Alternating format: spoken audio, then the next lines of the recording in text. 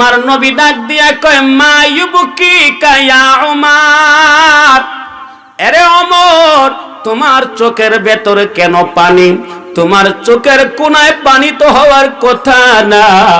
হযরতে ওমর ডাক দিয়া কয় পয়গম্বর, আমি বাড়ি থেকে বের হয়েছি একটা জায়গায় যাওয়ার উদ্দেশ্যে। কত দূর যাওয়ার পরে তাকায়া দেখি গো পয়গম্বর, আপনার একটা যুবক সাহাবী এমন ভঙ্গিমায় কান্না শুরু করছে। আমি ওমরের মতো শক্ত দিলওয়ালা মানুষটাও আমার কান্নাটা থামাইতে পারলাম না। আমি তার সাথে তাল মিলাইয়া দীর্ঘক্ষণ কান্না করলাম। যুবকটাকে জিজ্ঞাসা করলাম কত সময় ধরে কাঁদো? যুবক উত্তরে বলছে 3 রাত 3 দিন ধরে কাঁদতেছে। যুবকটা আপনার কাছে দেখা করতে চায়।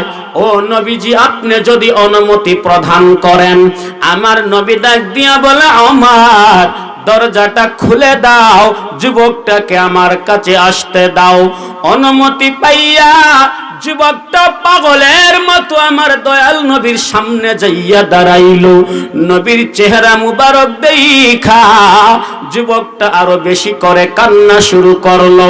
আমার নবী ডাক দিয়া কয় যুবক, কান্না থামাও, কেন কাঁদো? কান্নার কারণ বর্ণনা করো।